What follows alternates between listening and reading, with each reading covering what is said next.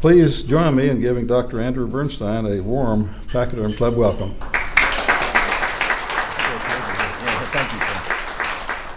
As the kid from Brooklyn is back in Wichita. But yeah, racism, of course, is, I think that you can see the reason why John wanted to change the topic. This is a perennial issue that torments humanity all over the world, including in the United States. Racism and race relations is an issue on which the Republican Party historically and currently has been much better than the Democrats, but very few people know that, and it's something that we need to get the word out about. So let's start off here. It's 2015. It's the 100th anniversary of the Armenian genocide, which most Americans, since they don't teach history anymore, don't even know about. But yeah, in World War I, 1915, the Ottoman Empire, modern-day Turkey, of course, slaughtered at least 1 million innocent men, women, and children.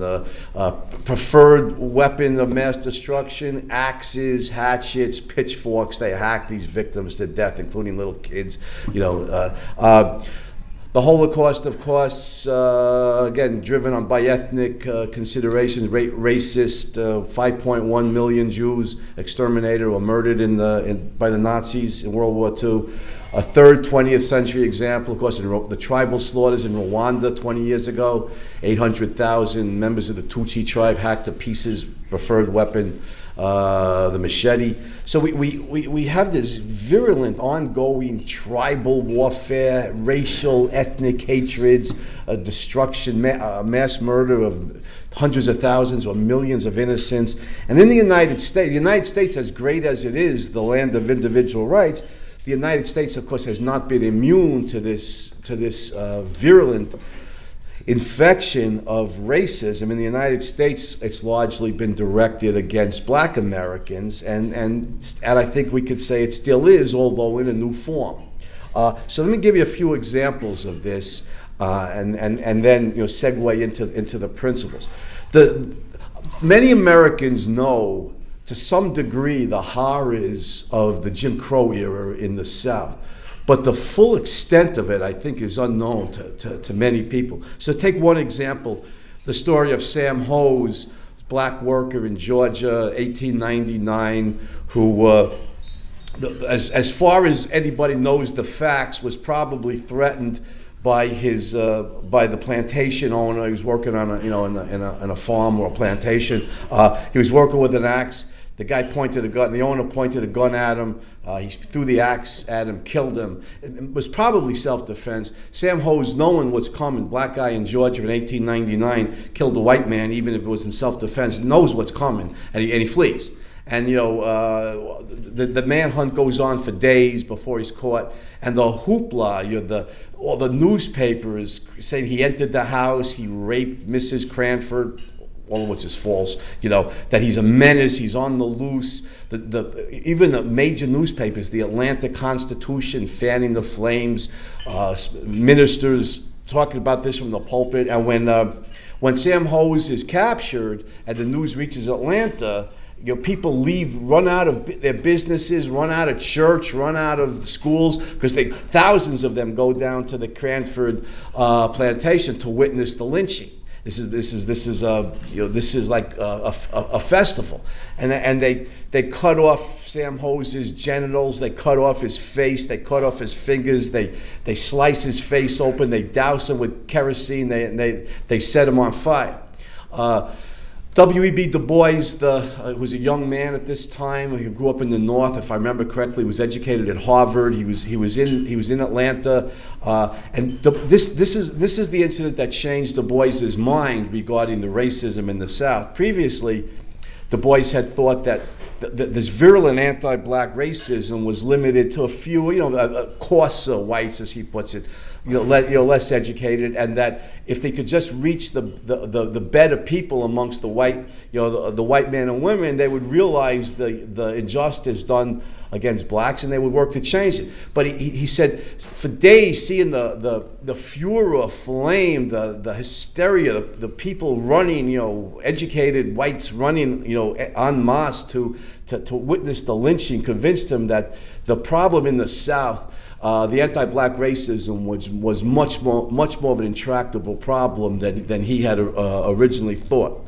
Now, unfortunately, I could multiply examples endlessly on this. I'm not going to do it. You guys are eating. It's we have limited time, but there's any number of examples. The Sam Hose case is typical. It's not atypical. And the white race riots in Tulsa, Oklahoma, burning down. What year was that? 1921, in the early 1920s, burning down the Greenwood district of Tulsa, which was a bustling black business center. Doctors, lawyers, ministers, teachers living there, businessmen, bustling center, all because some black kid had inadvertently touched a white woman's shoulder. They were going to lynch the guy. Ended up burning the black neighborhood to the ground, killing scores, maybe hundreds of blacks, destroying homes and businesses. These stories are not atypical, sadly. And this was in Oklahoma. This wasn't even in the Jim Crow South. And you see it in the North as well, in Chicago and Illinois, any number of places. So enough. I don't want to go on too long with the examples. Booker T. Washington's staff at Tuskegee Institute in Alabama kept records. We have archive records at Tuskegee of newspaper and magazines covering lynchings of black Americans. The newspapers actually covered this. This was news. This was like an event. This was like some kind of positive event to them. This is not anecdotal evidence. This is stories from the newspapers. A recent researcher going into Tuskegee's archives said the newspaper records of lynchings of blacks from 1880s to the early 1960s was stacked floor to ceiling. 3,417 newspaper recorded lynchings of black Americans that nobody could possibly know if they were guilty of any crime because they were prohibited from standing trial. Thousands of lynchings, who knows how many others that were done secretly, covertly, that the newspapers and magazines did not cover.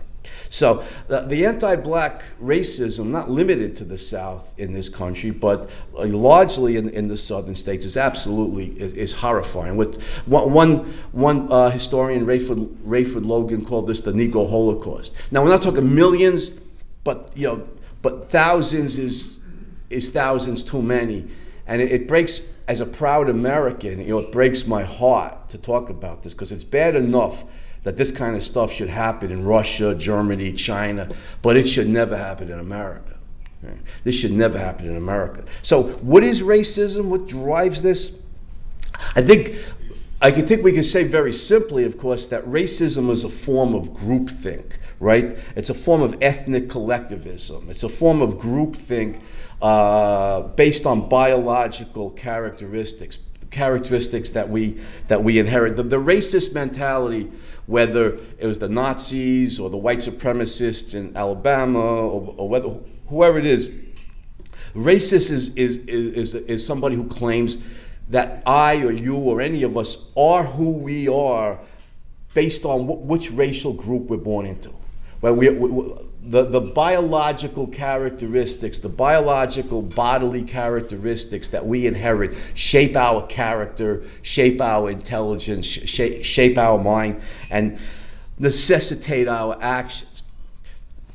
There's no choices we make that can alter that. It's in the blood, as the Nazis used to put it, right? It's in the blood. And the Nazis were the National Socialists, were the ne plus ultra of this. They even said, their moral superiority, and Hitler makes this clear in his book Mein Kampf. The Nazis claimed moral superiority. They didn't claim intellectual superiority or physical superiority. They claimed moral superiority. They claim moral superiority based on, and in their words, their blood in their bowels. So an immortal phrase. Their blood in their bowels, it's simply part of our German blood. It's part of our Aryan, Northern European, Germanic blood. It's in our biological characteristics. It's inherited. And the white supremacists in the United States had the same mentality. You could see the quotes from the people who founded and supported the supremacy. The racial superiority is in our Anglo-Saxon blood. The black race is inferior, etc. And the white supremacists, whether it's in the U.S. or anywhere else, their mentality has always been that whites are human beings, and that somebody born into the white race is morally and intellectually superior. Where blacks are subhuman, and somebody born into the black race is morally and intellectually inferior. So on this mentality, of course, an illiterate white rapist is morally and intellectually superior to George Washington Carver, the great agricultural scientist who pioneered principles of agricultural science and who morally was an upright, honest man. The illiterate white rapist is morally and intellectually superior, not by virtue of any choices he's made, simply by being born into this biological class, into the white race. Now, hopefully it's clear to this audience, if not to a lot of people out in this country. Hopefully it's clear that the cure for this insanity is the original philosophy of this country, the principles of individualism and individual rights. That human beings are individuals first, foremost, and always. We're individuals, not members of some ethnic group, that we make choices. That Martin Luther King, of course, is absolutely right, that the content of our character, based on choices we make, it defines who we are, not the racial group we're born into, which is unchosen and non-volitional. That our moral character is what's important about us. That each individual human being, regardless race, gender, nationality, or any superficial characteristic like that, each individual human being is unique and unrepeatable. We make our choices, and the moral choices we make show who we are, not any inherited, non-volitional, unchosen biological characteristics that we just happen to be born into. So the moral principles this country was founded on, the country at its best, the principles of individualism, of course, is the cure for this kind of racial collectivism, this kind of ethnic collectivism. Now, since I have limited time, I want to segue from this, and I want to also, even though politically I'm an independent, I typically vote Republican because whatever flaws the Republican candidates might have, I think they're infinitely less bad than the Democrats. The Republican Party, to at least some degree, still stands for individual rights and individualism, and you hear Republicans talk about it. I'm trying to be honestly. I'm not trying to just insult the Democrats. Seriously, when was the last time anybody heard a prominent Democrat mention the phrase individual rights? I can't remember it. I can't remember. There may be some. I can't remember it. The Democrats they've always been collectivists of a certain kind, as we'll see. They were virulent racists, anti-black racists. And over the 20th century, they've moved from the race war collectivism, that the racial group is what dominates and more important than the individual, to a basically Marxist form of collectivism. Now it's economic class warfare that the Democrats are fighting. That's the economic class group, which is superior to the individual and more important to the individual. But they remain inveterate, hardcore collectivists. So let me segue into partisan politics about this, because it's long overdue that the truth be told about the Democratic Party. And I don't find this pleasurable. I don't find I'm a positive guy. I don't find the negativity pleasurable. And I don't find the bashing of an entire American political party here, American. I don't find this pleasurable. But the truth is long overdue on this, especially given the dishonesty on the part of the Democratic Party regarding race for the last 50 years, at least. So let's tell the truth. Let's start with a true story. In 1901, Booker T. Washington, the great educator from Tuskegee Institute, who had raised money, from northern philanthropists. Julius Rosenwald at Sears Roebuck is a major example, founding 5,000 schools for blacks throughout the Jim Crow South. Was the racist and the Jim Crow South had no interest whatever in educating black children. Booker T. Washington's autobiography, Up From Slavery, which is a very good book, was a bestseller in 1901. He's invited to dine at the White House by President Theodore Roosevelt, the first time a black man had been invited to dine at the White House with a sitting U.S. president. In 1901, you want to hear some of the reactions on the part of prominent politicians in the South? James K. Vardaman, prominent politician in the state of Mississippi, soon to be a governor of Mississippi and a future U.S. senator from Mississippi. I don't have the exact quote in front of me, but it was to the effect that Vardaman said, he called himself, he's known as the Great White Chief. It's a nice nickname for a segregationist politician. He said something to the effect, I wish I had the quote in front of me, but John Todd, being independent, changed this topic last night. So my notes are back in New York. But anyhow, I can remember the high points or the low points. Vardaman said something like, the stench of that nigger so permeates the White House that the rats have taken refuge in the stable. He said, I am just as opposed to Booker T. Washington as a voter as I am to the coconut-headed, I can't remember the exact, coconut-headed, little coon who blacks my shoes every morning. Neither of them is fit for the supreme role of citizenship. Something like that, Vardaman said. Future governor and senator from the state of Mississippi. Also, Vardaman at another time had publicly stated that I'm willing to lynch all the niggers in Mississippi in order to sustain white supremacy. He's on public record as having said that. At the same time, regarding the Washington dinner at the White House with President Theodore Roosevelt,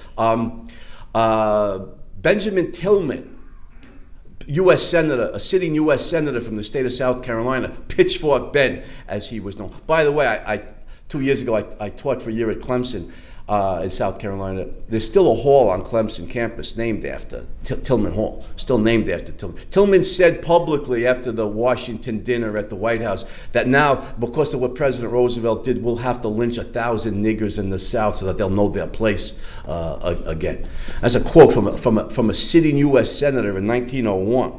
Now, do I need to even indicate which political parties these guys belong to?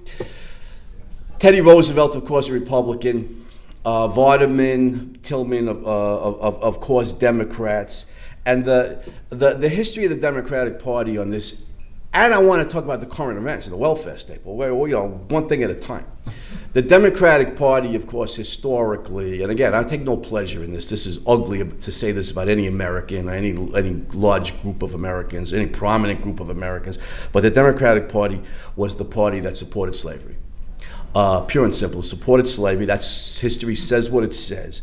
Supported the Jim Crow laws, instituted the Jim Crow laws, prevented blacks from holding office, preventing blacks from even voting, lynching the thousands of blacks lynched were all done by Democrats. The Democratic Party controlled all those states. Was that line from George Wallace, Democratic governor of the state of Alabama? Segregation now, segregation tomorrow, segregation forever. He said, I throw the gauntlet down in the face of tyranny, he said, because the federal government wanted to desegregate. I throw the gauntlet down in the face of tyranny, segregation forever, in the face of tyranny. Look who's talking. You're responsible for lynching thousands of black Americans, for suppressing the hell out of, not even letting black Americans vote, denying their constitutional rights as American citizens to vote. The Klan, the KKK, was a thoroughly democratic institution, instituted during Reconstruction, roughly 1870s, as a terrorist organization, terrorizing Republicans and blacks to prevent blacks from voting or holding office. That was the mandate of the Klan, to intimidate beat up and in some cases murder Republicans and/or blacks to prevent blacks from having from holding office. Little known fact today: how many of the black civil rights leaders were Republicans? Right? Jackie Robinson was a Republican. Martin Luther King was a Republican. Medgar Evers was a Republican. By the way, if you go on the website of the Black Republican Association, it's nbra.info, National Black Republican Association.info. So it's nbra.info. They have a YouTube video of Dr. King's niece, I forget her name offhand, publicly stating that Martin Luther King was a Republican, that his father, this woman's grandfather, was a Republican, and that her father, Dr. King's brother, who was also a minister, I think, was a Republican. So aside from the fact that we have Dr. King's granddaughter acknowledging publicly that Martin Luther King was a Republican, we know from history it could not have been otherwise. Martin Luther King was from Georgia, and he was politically active in the South, in the Jim Crow South. A black man who was politically active in the Jim Crow South could not possibly have been a Democrat, the other major party, for the very simple reason the Democratic Party would never have accepted black men. They wouldn't let blacks vote. They brutally beat or killed blacks who wanted to vote. So Martin Luther King was a Republican, was necessarily a Republican. Now, and I spoke about this, what they call the civil rights movement. The great Chinese philosopher Confucius used to say, "See to it that things are called by their right names." You see to it that things are called by their right names. This is more than a matter of semantics. This is to get the essence of a phenomenon correct. The civil rights movement is really the individual rights movement for black Americans, and it was long overdue.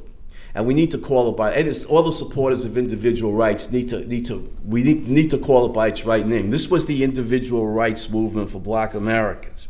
Now, notice the Democrats today, in our day, over the last 50 years and continuing to this day, are not the brutally overt anti-black racists that they used to be.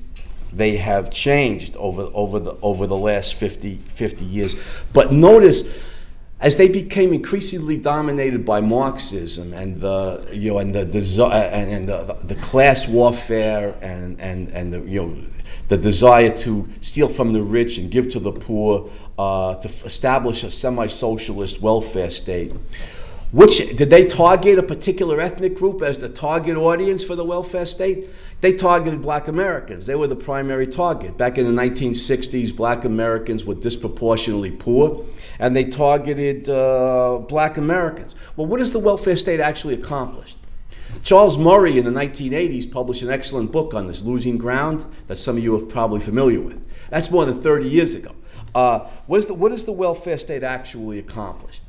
The backbone of the welfare state was AFDC, right? Aid to families with dependent children, and the principle here was that if there's a man in the house, you're not going to collect welfare because you expect the man, the father, to work, to earn money, and to support the family. The predictable result of that, of course, was a rise in the illegitimacy rates. In order for a mother to collect welfare per capita, she had to be single. She had to be unattached. She couldn't be married. There had to be no man in the house. So the result, of course, was the more illegitimate children you have, the more money you get from the government. Is this a prescription for disaster? Could have seen this coming in 1960. Never mind today. The predictable result of this was your target audience, black Americans, saw an astronomical rise in the illegitimacy rate. In the 1950s, prior to the targeting of black Americans as a welfare audience by the Democrats, the illegitimacy rate amongst black Americans was roughly identical to that amongst white Americans. Today, I'm not even sure what it is. It's astronomical. It's off the charts. How many? God, that sounds about right. 73%? That's from Bill O'Reilly. It could be from Jesus Christ. It sounds right. The number sounds right. heartbreakingly, it sounds right. The black illegitimacy rate in this country today is off the charts. 70%, it's unbelievable. Which means in practice that any number of children are growing up without a father in the house and with a mother on welfare. Which means in practice that a lot of children in our cities are being raised without the adult supervision that children need from mom and dad. This is, to have no father in particular, is terrible for the girls. My ex-wife and I adopted a little girl from China who's now 12 and a half. I could see what's her template for how men should treat her? Dad, right? Her relationship with dad is first. It's terrible for the girls. But it is not to have a father, but it is a disaster for the boys. It is an absolute disaster for the boys not to have a responsible dad at home who's working, supporting the family, actively involved in his children's life, helping the mother with the supervision of the children. This is a disaster for the boys. And you see the result of this, the despair. If mom's on welfare, have no dad, the way that despair is dealt with, the terrible drug addiction, the drug use and alcoholism, the drug trafficking, the off-the-charts violence surrounding the drug trafficking, the life expectancies, and some of the Chicago is like the murder capital of the Western world. You know, the life expectancies for some of the young black men in our cities is 18 or 20 or 22 or in that range. The leading cause of death is homicide. I mean, what the welfare state has done to its target audience. Now, of course, people as people in this room, I assume, know who Walter Williams is, right? The economist, the black economics professor at George Mason. And Walter Williams talks about Washington's welfare pimps, which is a vivid phrase. They're welfare pimps, and he's absolutely right.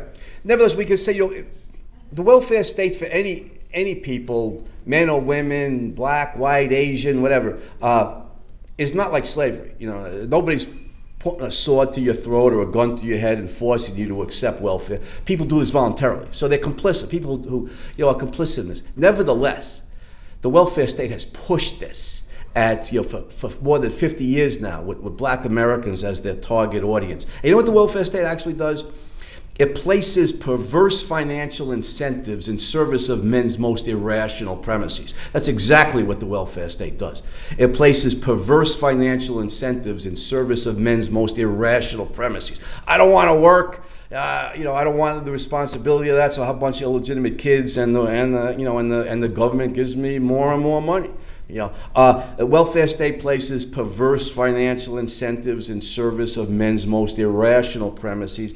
And if you targeted any group, any ethnic group, you'd get some people, who would volunteer to sign up for it.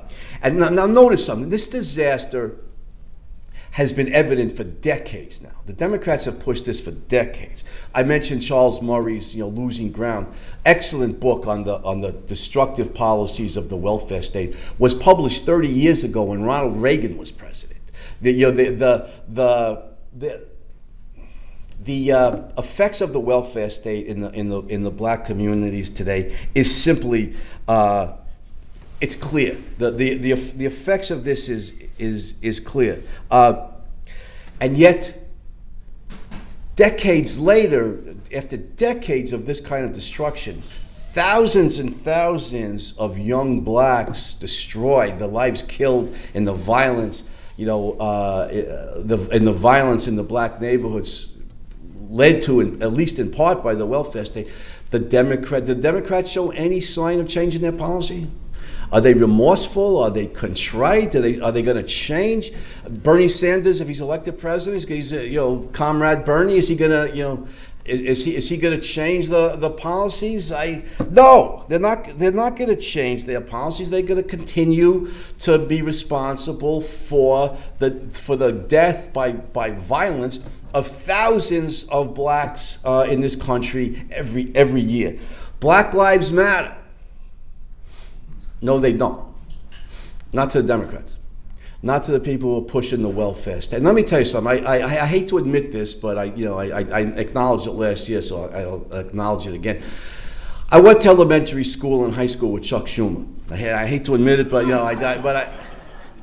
I did not. Now I tell my students that, which is it's no disgrace to them because they don't know who Chuck Schumer is. But you know, college kids in New York State don't know who their senator, the senior senator, has been since 1998. Anyhow, I can tell you this about Schumer: he's very intelligent. I have no doubt of it. He earned his way into Harvard and etc. Hillary Clinton, by the way, my girlfriend's a Republican. I asked her last night, anything you want me to say to the Republicans? And she said, yes, tell them to make sure Hillary Clinton's not our next president. So Hillary Clinton's very intelligent. Barack Obama's, these guys, Bill Clinton, Bernie Sanders, they're intelligent people. There's no lack of intelligence in the Democratic Party. They know what the results of the welfare state has been in the black neighborhoods. It's not that they don't know. The horrifying truth is they don't care. Black lives do not matter. And you see the anti-individualism here. If they care about anything, it's about the collective. It's about the state as a whole. Individuals exist to serve the state. They're inveterate collectivists. They don't even mention individual rights. I can't even remember any Democrat mentioning individual rights. What they care about is establishing socialism in this country. And if several thousand blacks every year have to be killed in order to do that, well, the ends justify the means. They are hardcore collectivists. And this is just flat out evil. Furthermore, they then turn around and demonize the Republicans call the Republicans racist. And they accuse the Republicans of being anti-black racists. Now, if I was on a street corner in Brooklyn, I had a few choice expletives for this, but I can't say that in public. This is unbleeping conscionable. It's dishonesty on steroids. It's simply anti-black, racist in one form. I said before, the Democrats were not overt anti-black racists anymore. Well, maybe they are. They're not overt in the way George Wallace was overt. Segregation now, segregation forever. They're more covert about it, but they know the effects of their welfare state policies on black Americans, and they refuse to change it. Black lives do not matter to them, and this is just.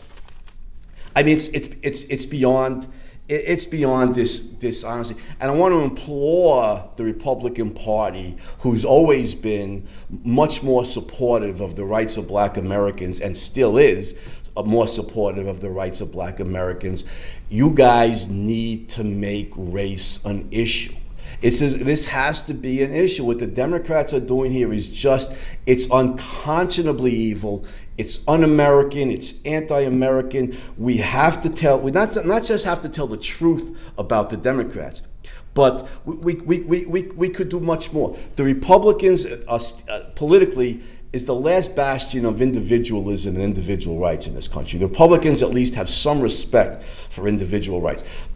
If the Democrats' favorite politician from the past is John Kennedy, the Republicans is Ronald Reagan, right? And Reagan, of course, was a sincere supporter. I disagree with him on this, that, the other thing, but he was a sincere supporter of individual rights. The Republicans are individualists to at least some degree, where the Democrats are total collectivists and Marxists.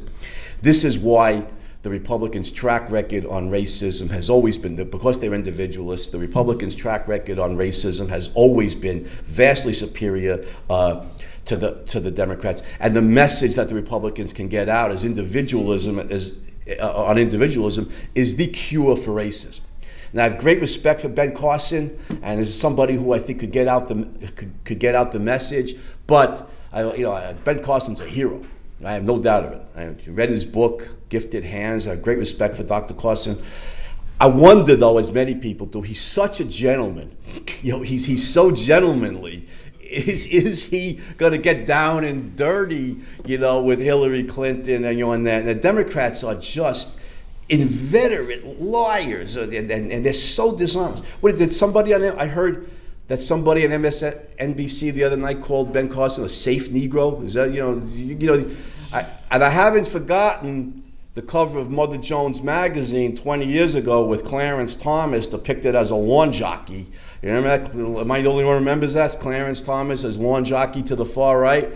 I mean, the Democrats are so bad on the issue of race in particular that I wonder if Donald Trump is a better candidate. I mean, Donald Trump's not going to be a gentleman, I think, which in this case might be a good thing. And somebody who's completely willing to stand up to the politically correct leftist media and speak the truth on this. But whether it's Ben Carson or Donald Trump or whoever it is, the Republican candidates at the local levels and the state levels, we need to make race an issue.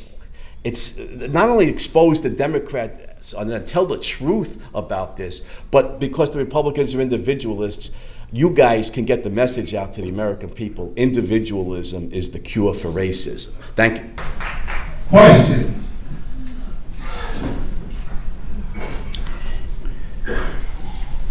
Oh.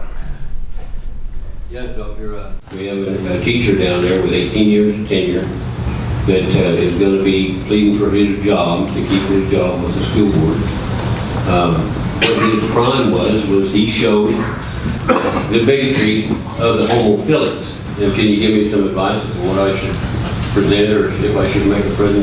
Well, yeah. I mean, I think that students, what education is all about is introducing students to all different ideas and encouraging them to be making the best case you can, for any particular conclusion. I mean, when I teach moral philosophy or political philosophy, I teach all the great supporters of totalitarianism. I teach Plato, I teach Hegel, I teach Marx.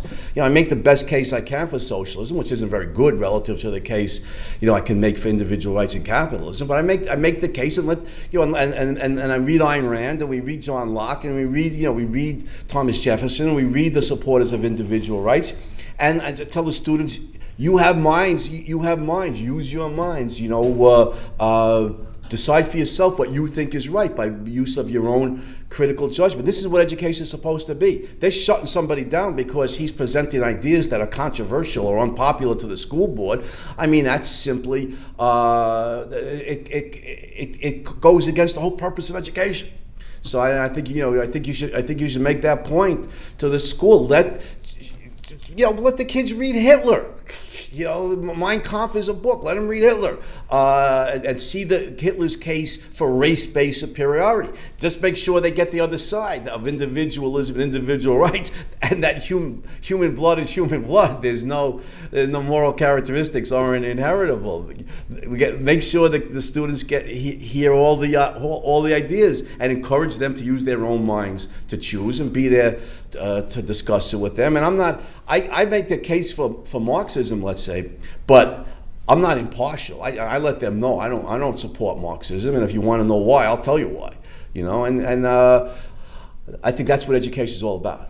Ultimately, everybody's got a mind. Every human being has a mind, and any man, woman, Asian, black, white, whatever, we're training the mind to think independently. That's the purpose of education. Not to force them to kowtow to the politically correct establishment, but to think independently. That's what I would tell the school board. Yeah. Do you have any comment about how they use gun control in the South? And also, do you think they've switched from so much racism to anti-American? It's not to be an American, but to be a world citizen. Yeah. Yes, that's a good point. Gun control is always the first policy that any dictator imposes, because if you have a persecuted group that you're going to target, if they have guns, they might defend themselves against you. But if they don't have guns, they can't. Ben Carson made that point about the Holocaust, right? And similarly, in the Jim Crow South, of course, the white supremacists, Democrats who controlled the state governments, confiscated guns as often as they possibly could from black families. Now, and of course, this was America. This wasn't Nazi Germany, so they couldn't, just round up people and ransack homes and confiscate guns. In many cases, they did the best they could to make sure black Americans didn't have guns, but they were, in many cases, they were unsuccessful. Fortunately. They say that there are degrees of evil. Right? The Jim Crow South, as evil as it was, is not Nazi Germany or Soviet Union under Stalin or China under Mao. Wasn't a totalitarian state. And I remember, a famous Republican woman, Condoleezza Rice, stating why she supported Second Amendment rights. Remember she told us she grew up in Birmingham, which was such a target where black families and churches and homes were so targeted by the Klan and those other white supremacist terrorist organizations. There were so many homes and churches and schools bombed, killing little kids, that in the 50s and early 60s, they called Birmingham Bombingham. And Condoleezza Rice's father was a pastor. And so the night riders came to burn down the church or black homes. Her father had a gun. Some of the parishioners had guns, and they were able to defend the church, and homes of black families. So the white supremacists couldn't burn them to the ground and kill, with people inside and kill the families, including little kids. So gun control is always, a weapon of dictators who seek to suppress any group of people, including an entire society. If you want to establish dictatorship of any kind, the first thing you do is take the guns. Right? You take the guns for the simple reason that if people have guns, they could effectively rise up against you. If they don't have guns, they have no chance. Now you talk about becoming increasingly collectivist. The Democrats have always been collectivist. The collectivism has changed its form. They went from being race-based collectivists, the idea that the racial group, the biological group, is more important than the individual, to this Marxist economic class collectivism that it's the economic class that's more important than the individual. But they haven't been individualists, certainly in my lifetime, and probably going back further than that, going back to the progressive era. Which again, as Confucius said, see to it that things are called by their right names. The regressive era would be the right name, because they're regressing from freedom to increasing amount of statism in American society. This summer, as our county commission was preparing its budget, it proposed, at least a majority of the commissioners proposed, to trim back just a little bit on some items that are welfare state related type of things. And the reaction was just savage. I mean, the letters to the newspaper continue even today, criticizing the commissioners just really virulently about how they have no heart, no compassion, et cetera, like that. So what can we do then to move beyond, and as a practical way to move beyond the welfare state? Because anybody who proposes any sort of reforms that would trim it back a little bit, they're just savage and called unchristian and you hate kids and things like that. Yeah, and I think here's where I actually admire Trump. Here's where Trump's can I use a vulgar phrase here? Trump has the balls, right, to stand up, or he's got the backbone to stand up to the politically correct leftist media and establishment and tell the truth regardless of what the backlash is going to be. And that's what we have to have. We have to whether we do it in a brash way that Trump does, or in a gentlemanly way like Ben Carson, we have to be willing to tell the truth and stand up to the virulent hatred, that the racists are going to call us racist. I mean, it's not funny. There's nothing funny. I think we still have to be willing to tell the truth, and not only point out the horrors of the welfare state, that this destroys families, case after case after case, that go on welfare, but people need to hear the good news. And the good news is the way capitalism, raises living standards. It's not hard. You want to fight a war on poverty? Work. This is poverty is not. And I don't mean this in a lighthearted way. There's good news here. Poverty is not like an incurable disease. God forbid somebody's dying of cancer and there's nothing, and we're beyond the help of medical science, there's nothing we could do. Poverty is not an incurable disease. It's cured by full-time employment. And it's cured by full-time employment. And this is good news. This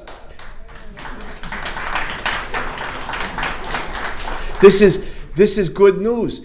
And so what's the system, the political economic system that makes possible full-time employment for millions and millions and millions and millions of people? Capitalism. Capitalism's the system that creates wealth.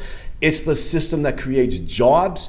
I've seen, and for minorities, I've seen the good news over the past 50 years, not only the rise, of an educated, affluent, black middle class, but as a white person, I can remember when I was a kid in the 1960s, I could get the hint of anti-black racism from so many white Americans that I met.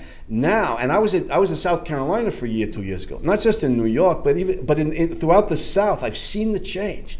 White Americans, as a general rule, as long as they're not Democrats, white Americans tend to be much less racist than we used to be 50 years ago. And so the opportunities for black Americans and minority groups in this country, if capitalism still was expanded and we returned to a capitalist system, and the job creations that capitalism is responsible for, the prejudice against blacks is tremendously diminished in the country today. So the job opportunities, would be immense. So this is the good news. You want to cure poverty. You want to fight a war on poverty. Then we need to commit ourselves to a capitalist system, to individualism across the board in economics and regarding race relations. And this is the way for the poor, whether they're white, black, Asian, whatever, male or female. This is the way to rise out of poverty. There's gazillions of people who've done it historically. Sam Walton is a great example. Andrew Carnegie was a great example.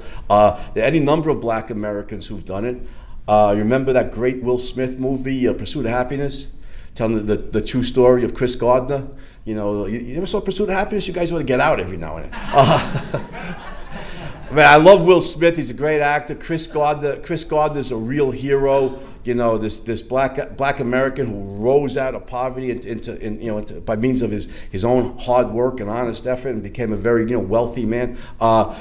And Hollywood even glorified it. The leftists in Hollywood even glorified it in that great Will Smith movie, Pursuit of Happiness. So full-time employment in a capitalist economy, this is the cure for poverty. You very vividly described the lynching in 1899, where the frenzy of the, I would argue, Democrats came about to savage a black man is accused of something wrongdoing. And then you mentioned a couple more names, Clarence Thomas, where the same thing happened to him during his confirmation, and they all jumped onto this. Just today, the same thing is happening. Ben Carson is being described as being fabricating something in his book, and all of a sudden now, I was watching the news, it's like these people just are destroying and making allegations of lying and fabrication, where I think merely a misunderstanding. How do we get beyond that? These people are, it's wicked. You can see the blood in their teeth. It's really vile. It's despicable. I just want to say, before I answer that, I just want to say, at least the Democrats today aren't literally lynching Clarence Thomas or Ben Carson. They literally lynched thousands, but they're not. But the character assassination is horrible. Again, the only way we can fight this kind of vicious, irrational ideas is with the truth. And Ben Carson's got a great track record to stand on. He's been a brilliant brain surgeon. His track record speaks for itself. He's a pioneer in the field of brain surgery on children. He's a hero. Coming out of a broken family in Detroit, his mother was working 2 or 3 jobs to support him and his brother. He's a real hero. He's a role model for all of us, not just for black kids, but for any of us, white, black, Asian, whatever, kids, adults. He's just a hero. And Ben Carson has tremendous moral stature. He could stand up for himself. Any rational human beings, we have his back, to support him as the hero he is. We have to speak the truth. And what we were talking about today is important. Not one, the history of the Democratic Party on this. Two, the current events of the Democratic Party on this. And three, above all, individualism as the cure for racism, individual rights as the cure for racism. That's what the American people need to hear. And politically, they're not going to hear it from the Democrats. The Republican Party is the only hope for to cure racism in this country right now. The Republican Party is still committed to individual rights and the principles of the founders, and so it's the Clarence Thomas and Ben Carson are giants. They're brilliant men. They're great men. They can stand up for themselves. Like I said, we have their back, to support them. But we need to spread the principles of individualism and individual rights. The Democrats are Marxists, basically. They're watered down Marxists. The track record of socialism is horrible. The track record of capitalism is enormously beneficial. All we have to do is speak the truth. We need to speak the truth, and we need to do it in a very positive way. That individualism and individual rights are good, and this is the cure for racism. That individualism in the economic system, capitalism, is the cure for poverty and the way to prosperity across the board. Make the message positive. The American people are still going to respond to the good. Yeah, we could tell the truth about the Democrats, but the focus needs to be on what the good is. On individualism, individual rights as the cause of prosperity, the end to racism. We need to speak the truth and do it in a positive way. The American people are still basically positive. They still want to live. They still want to be happy, and they'll respond to the truth put out there in a positive form. As a teacher, you get to view our young people. Would you give us a little bit of an idea of how you think our educational system is working, and your view of young people today? Yeah, the educational system and young people today. There's the good news and the bad news. I teach at a Catholic girls' college in the New York area, and these are great kids. I mean, in so many cases, I'd be happy to adopt some of these kids that But intellectually, academically, they're just unprepared for college. They generally know no history. Like the history that I was given today, they wouldn't know. They generally know zero history. They generally know zero literature. And so trying to teach them philosophy, since they know nothing in the humanities, to try to teach them the high-level abstract principles of philosophy is very, very, very difficult. And worse than having no content, they have no method. The kids have never been trained how to think. So try to teach logic to these kids, and they don't have any hard distinction between factual evidence in support of a conclusion and their feelings. They tend to regard their feelings as evidence. Whatever they feel, they tend to regard as evidence in support of a conclusion. So they not only don't have any content in the humanities, they don't have any thinking method. So the poor kids have been intellectually, with some exceptions.